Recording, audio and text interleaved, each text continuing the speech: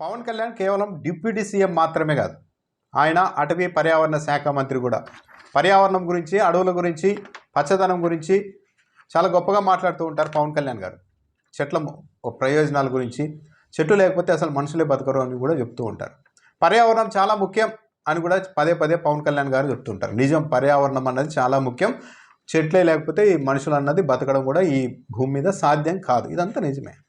కానీ పవన్ కళ్యాణ్ తన సొంత నియోజకవర్గంలో ఏం జరుగుతోందో కనిపెట్టలేకపోతున్నారా? లేకుంటే తెలిసి కూడా తాను రాజకీయాల్లో ఉన్నాను కాబట్టి, తనకు రాజకీయ పార్టీ నాయకులు ఉంటారు కాబట్టి, తాను ఎన్నికల్లో ఖర్చులు ఉంటాయి కాబట్టి, నా కోసం చాలామంది నాయకులు పనిచేశారు కాబట్టి వాళ్ళకు కూడా సంపద ఉండాలని ఏమన్నా చూసి చూడనట్లు వదిలేస్తున్నారా? కాకినాడ పోర్టుకు వెళ్ళి సీజ్ ద షిప్ అన్న వ్యక్తి మరి పిఠాపురంలో దారుణంగా ఇసుక దోపిడీ జరుగుతుంటే ఏం చేస్తున్నారు పవన్ కళ్యాణ్ గారు? విజువల్స్లో చూడొచ్చు. అక్కడ ఎంత పెద్ద చెట్లు, ఒక వృక్షాలు లాంటి చెట్లనన్నింటినీ నిర్దాక్షిణ్యంగా నేల కూల్చేశారు. ఆ తాటి చెట్లు పెరగడానికి, ఆ స్థాయిలో పెరగడానికి ఎన్ని దశాబ్దాలు పట్టి ఉంటుంది. కానీ ఇప్పుడు పవన్ కళ్యాణ్ నాయకత్వంలో, ఆయన ప్రాతినిధ్యం వహిస్తున్న పిఠాపురంలో నాయకులు ఇలా యథేచ్ఛగా ఇసుక దోపిడీ చేస్తున్నారు. ఈ విషయాన్ని వీటిని బయటపెట్టింది కూడా ఏ వైసీపీ నాయకుడో కాదు, తెలుగుదేశం పార్టీ పిఠాపురం ఇన్ఛార్జిగా ఉన్న వర్మనే స్వయంగా బయటపెట్టారు. ఆయన ఆ స్పాట్కి వెళ్ళారు. అక్కడ జరుగుతున్న దారుణాన్ని కళ్ళకు కట్టినట్టు వివరించారు వర్మ. ఆయన చాలా అభియోగాలు కూడా చేస్తూ ఉన్నారు. నేరుగా జనసేన పార్టీ నాయకుల పేర్లను వర్మ ప్రస్తావించడం లేదు, కానీ చాలా రోజులుగా కథనాలు వస్తున్నాయి. పిఠాపురంలో స్థానిక జనసేన పార్టీ నాయకులు ఇసుకని ఇలా యథేచ్ఛగా దోచిపారేస్తూ ఉన్నారు. ఈ ఇసుక దోపిడీ విషయంలో టీడీపీ నాయకులకు, జనసేన నాయకులకు కూడా పిఠాపురంలో ఆధిపత్య పోరు నడుస్తోందన్న వార్తలు కూడా వస్తూ ఉన్నాయి. ఇప్పుడు వర్మ అక్కడికి వెళ్ళారు. ఆయన చెప్తూ ఉన్నారు, రోజుకు 200 నుంచి 300 టిప్పర్లు ఇసుకని ఇక్కడి నుండి తరలించేసుకుపోతున్నాయని ఆ స్పాట్లోకి వెళ్ళి మరీ చూపించారు. పోలీసులకు సమాచారం ఇస్తూ ఉంటే పోలీసులు కూడా ఈ అక్రమ ఇసుక రవాణాదారులతో కలిసిపోయారన్నట్టుగా కూడా వర్మ సూటిగానే చెప్తూ ఉన్నారు. ఇక్కడ పోలీసులకు రేచి ఇక్కడి వచ్చినట్టుగా ఉంది. వాళ్ళకు రాత్రి అయితే ఇంకేం కనిపించడం లేదు. వీళ్ళకి ఏమైనా ప్రత్యేకంగా అద్దాలు ఇవ్వాల్సిన అవసరం కూడా ఉంది అని కూడా వర్మ వ్యాఖ్యానిస్తూ ఉన్నారు. ఎప్పుడైనా సరే పలానా చోట ఇసుక అక్రమ రవాణా జరుగుతోంది అని చెప్తే కరెక్ట్గా పోలీసులకు సమాచారం ఇచ్చిన కొన్ని నిమిషాల్లోనే అక్కడ లారీలు, టిప్పర్లు అన్నీ మాయమైపోతున్నాయని కూడా వర్మ వివరిస్తూ ఉన్నారు. గత 20 రోజులుగా ఈ ఇసుక అక్రమ రవాణా గురించి తాను పోలీసులకు చెబుతూనే ఉన్నా చర్యలు మాత్రం లేవు అని కూడా ఆయన చెప్తున్నారు. కాబట్టి ప్రత్యేకంగా వీళ్ళకు పోలీసులకు కనిపించడం లేదు కాబట్టి గ్లాసెస్ ఇవ్వాల్సి ఉంటుందని కూడా చెప్పారు.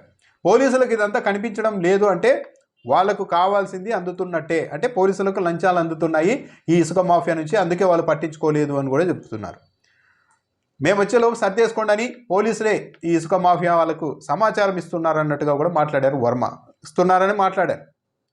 ఇదే నియోజకవర్గంలో అదే రైతులో, సామాన్యులో తమ సొంత అవసరాల కోసం ఒక తట్టెడు ఇసుకని తీసుకెళ్తే మాత్రం పోలీస్ స్టేషన్లో 4-5 రోజులు కూర్చోబెడుతున్నారు.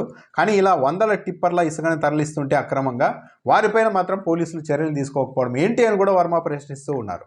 20 లారీలు ఉన్నాయని చెప్తే పోలీస్ స్టేషన్కు రెవెన్యూ అధికారులు, పోలీసులు అక్కడికి వెళ్ళేసరికి 1 లారీ లేదు. అంటే మేము వస్తున్నామని చెప్పి ముందే వాళ్ళకి సమాచారం ఇచ్చారు. దాంతో పోలీసులు బయలుదేరడానికి వెంటనే అక్కడ నుంచి లారీలన్నీ వెళ్ళిపోయాయి. అంటే పోలీసులు, ఇసుక మాఫియా అంతా కలిసే పిఠాపురంలో పనిచేస్తూ ఉన్నారని వర్మ చెప్తూ ఉన్నారు. రమణక్కపేటలో కొత్తగా మరో ర్యాంపు, ఇసుక ర్యాంపును ఓపెన్ చేశారంట. అది కూడా ఎలా? రాత్రి. వర్మనే చెప్తున్నారు, రాత్రి బీరు సీసాలతో శంకుస్థాపన చేశారు, ప్రారంభోత్సవం చేశారు ర్యాంప్ అంటున్నారు. అంటే నైట్ పార్టీ చేసుకున్నారు అక్కడ, బీర్ బాటిళ్లతో, మందు బాటిళ్లతో పార్టీ చేసుకొని మరి ర్యాంపును ఓపెన్ చేశారని చెప్తున్నారు. అన్నిటికంటే వర్మ చెప్పిన కీలకమైన అంశం ఏంటంటే ఈ ఇసుక క్వాలిటీ ఇసుక కాదు. ఇప్పుడు వీళ్ళు తరలిస్తున్న ఇసుక అంతా నాసిరకమైనది. దీన్ని రోజుకు 200 నుంచి 300 టిప్పర్ల ఇసుకని దీన్ని తీసుకెళ్ళి ఒరిజినల్ అంటే నాణ్యమైన ఇసుకలో కలిపేసి మిక్స్ చేసి జనాలకు అమ్ముతూ ఉన్నారు. దీనివల్ల జరగకూడని విపరీత పరిణామాలు కూడా జరుగుతున్నాయి. ఇలాంటి కల్తీ ఇసుకను వాడడం వల్లే కాకినాడలో 2-3 అపార్ట్మెంట్లు కూడా కూలిపోయాయి. 2-3 అపార్ట్మెంట్లు కూడా కూలిపోయాయని స్వయంగా తెలుగుదేశం పార్టీ ఇన్ఛార్జ్ వర్మ చెప్తున్నారు. పరిస్థితి ఇంత దారుణంగా ఉంది. అక్కడ చూస్తూ ఉంటే ఆ తాటి చెట్లు, పెద్ద పెద్ద వృక్షాలు నిర్దాక్షిణ్యంగా తోసిపారేసి, కూల్చిపడేసి 20 అడుగులు, 30 అడుగుల లోతులో ఇసుకని తవ్వేసుకుంటూ వెళ్తున్నారు. రోజుకు 200 నుండి 300 టిప్పర్లు వెళ్ళిపోతున్నాయంట. పోలీసులకు సమాచారం ఇస్తే, పోలీసులకు సమాచారం వెళ్ళింది మొదలు వెంటనే ఆ సమాచారం అక్కడ అక్రమ ఇసుక రవాణాదారులకు మాఫియాకి వెళ్తుంది. వాళ్ళు క్షణంలో ఖాళీ చేసి వెళ్ళిపోతున్నారు. పోలీసులు వెళ్ళేసరికి ఏమీ ఉండడం లేదు. అని కూడా వర్మ చెప్తున్నారు. ఒక డిప్యూటీ సీఎం పవన్ కళ్యాణ్, పైగా పర్యావరణ శాఖ మంత్రి, నీతివంతమైన రాజకీయాలు అంటూ వచ్చిన వ్యక్తి, పైగా ఇప్పుడు నాగబాబు కూడా ఉన్నారు. ఇంత అలాంటి వ్యక్తి ఉన్నని ప్రాతినిధ్యం వహిస్తున్న నియోజకవర్గంలోనే ఈ స్థాయిలో ఇసుక దోపిడీ జరుగుతూ ఉంటే ఇది పవన్ కళ్యాణ్కు తెలియదు అనుకోవాలా, లేకుంటే తెలిసి కూడా తమ పార్టీ నాయకులే కదా దోచుకుంటున్నదని కామ్గా ఉన్నారా, లేదు నిజంగానే ఆయనకు తెలియదు అంటే ఇంకా డిప్యూటీ సీఎం తన సొంత నియోజకవర్గంలో రోజుకు 100 టిప్పర్ల ఇసుకను అక్రమంగా తరలించేస్తూ ఉంటే, తీసుకెళ్ళి క్వాలిటీ ఇసుకలో ఈ కల్తీ ఇసుకను కలిపేసి అమ్మేస్తూ ఉంటే, భవనాలు కూలిపోయే పరిస్థితులు తెస్తూ ఉంటే, ఇవన్నీ కూడా పవన్ కళ్యాణ్ దృష్టికి వెళ్ళలేదు, ఆయనకేమీ తెలియదు అంటే ఇక ఆయన శక్తి సామర్థ్యాన్ని కూడా పిఠాపురం ప్రజలు అంచనా వేసుకోవాల్సి ఉంటుంది. స్వయంగా వర్మనే చెప్తున్నారు ఇంత దోపిడీ జరుగుతుంది, ఇంత దారుణం జరుగుతుంది అక్కడ అని. కాబట్టి దీనిపైన డిప్యూటీ సీఎం స్పందిస్తారా? ఈ ఇసుకను ఇంతకాలం ఈ మాఫియాను నడిపిన వ్యక్తులు ఎవరు ఇసుకనంతా దోచుకుంటున్నారనేది తేలుస్తారా? లేకుంటే కూటమిలో నాయకులు పరస్పరం మాట్లాడేసుకొని ఒక అవగాహనకు వచ్చేసి మళ్ళీ కామ్గా ఉంటారా? చాలా సీవియర్గా ఉంది పరిస్థితి అక్కడైతే. అంత లోతుగా తవ్వేస్తూ ఉన్నారు. మొత్తం కొన్ని దశాబ్దాలుగా పెరిగిన వృక్షాలని కూడా నేల కూల్చి మరీ దోపిడీ చేసేస్తున్నారు ఇసుకను. సో దీనిపైన డిప్యూటీ సీఎం పవన్ కళ్యాణ్ కానీ ఆయన కార్యాలయం, మొన్న థియేటర్లకు సంబంధించి ఆయన కార్యాలయం చాలా ఘాటుగా స్పందించింది కదా.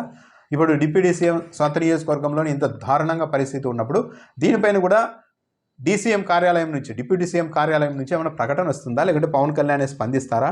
పోలీసులైనా ఇప్పటికైనా ఆ ఇసుక మాఫియా ఎవరు అనేది గుర్తిస్తారా, తేలుస్తారా అన్నది చూడాలి మరి.